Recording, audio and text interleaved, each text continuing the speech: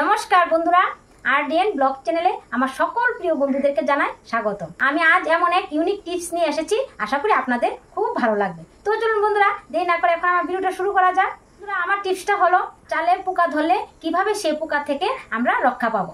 অনেকেই আমাকে কমেন্ট করে জানাচ্ছেন যে চালের পোকা থেকে কিভাবে মুক্তি পাওয়া যায়। তো তার জন্য কিন্তু আমি আজ এখানে ভিডিওটা আপনাদের কাছে শেয়ার করছি। আশা করি আজকের এই টিপসটা আপনাদের অনেকেরই জানা আছে। তো যাদের জানা নেই তাদের জন্য এই টিপসটা আমি আপনাদের কাছে শেয়ার করছি।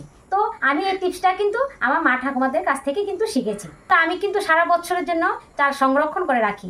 আমার চ্যানেলে আপলোড করা আছে আমি কিভাবে চাল সারা বছর সংরক্ষণ করে রাখি। চাইলে কিন্তু আমার ভিডিওটা আপনারা দেখে নিতে পারেন। আমি কিভাবে ধান সেদ্ধ করে সারা বছরের জন্য চাল সংরক্ষণ করে রেখেছি। তো এখন আমি দেখাতে যাচ্ছি চালে পোকা ধরলে কিভাবে আপনারা সেই পোকা থেকে রক্ষা পাবেন। এই চাল কিন্তু আমি নিজেই সেদ্ধ করেছি ঘরে। তো চালটা কিন্তু আপনারা বলতে পারেন যে চালটা কেন কালো আর কেন লাল লাল। তো যাদের কাছ থেকে আমি ধান কিনে নিয়েছি সেই ধান ক্ষেতগুলি নাকি বন্যায় জলে ডুবে গিয়েছিল। তো দেখুন চালের মধ্যে কিন্তু কোনো পোকা নেই, কিন্তু চাল মরা চাল। এই যে কালো কালো দেখছেন এগুলি হলো মরা চাল। আর চালে কিন্তু কোনো পোকা নেই। আমি কিন্তু এই চাল কিন্তু সারা বছরের জন্য সংরক্ষণ করে কিন্তু রেখেছি।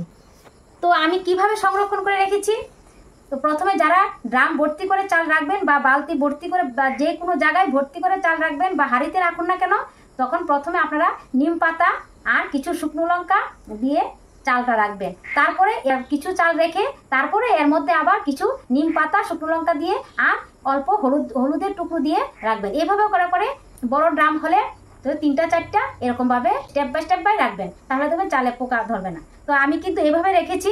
আর আমার এই টিপসটা কিন্তু আমার মা ঠাকুমার টিপস। তো তাদের দেখে কিন্তু আমি এই টিপসটা সবসময় ফলো করি। তো এখনো পর্যন্ত আমার চালে কিন্তু কোনো পোকা ধরেনি। তো আপনারা বলতে পারেন পোকা ধরলে কিন্তু রোদ্রে দিলেই হয়ে যায়, কিন্তু না, রোদ্রে দিতে গেলে কিন্তু একটা পরিশ্রমের ব্যাপার আছে। এই পোকাগুলি মরে যায়, তারপরেও কিন্তু চালের মধ্যে সেই পোকাগুলি থাকে।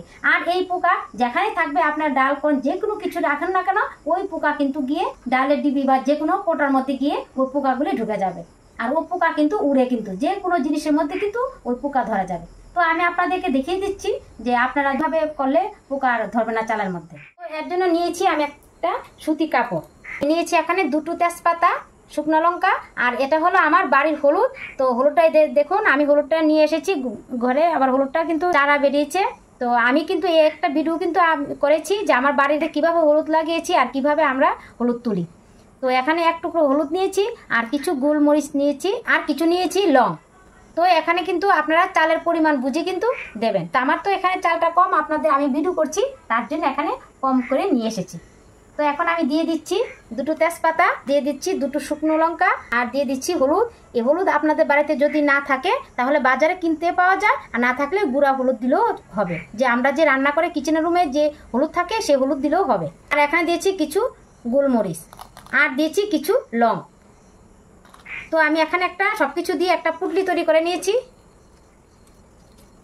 পুটলি তো আমি নিয়েছি চাল কম, যাদের চাল বেশি তারা কিন্তু এই পুটলিটা কিন্তু আরো বড় করবেন।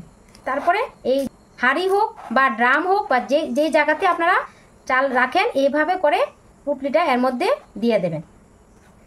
তো পুটলিটা কিন্তু চালের ভেতরে থাকবে। এই পুটলিটা কিন্তু একদম পারফেক্ট, এটা কিন্তু কোনো পোকা টোকা কিছু আসবে না। যদি পোকা থাকতো তাহলে আপনাদেরকে দেখিয়ে দিতাম, 1-2 ঘন্টার মধ্যে কিন্তু পোকাটি চলে যেত।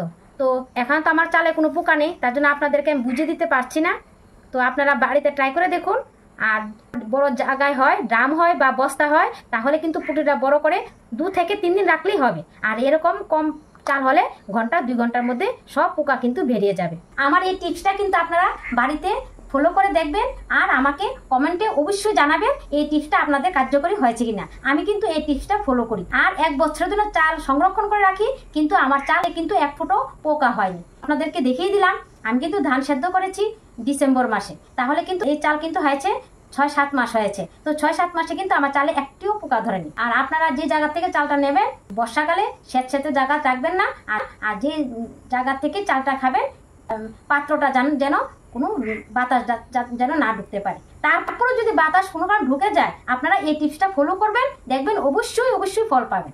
আর এটা ফলো করে কিন্তু আমাকে অবশ্যই কমেন্টে জানাবেন আপনারা সাকসেস হয়েছেন কিনা। আজকের মতন আমার এই ছোট্ট টিপসটা এখানেই শেষ করছি। তো আবার দেখা হবে নেক্সট ভিডিওতে। আপনারা সবাই ভালো থাকবেন, সুস্থ থাকবেন, তখন যেন টাটা।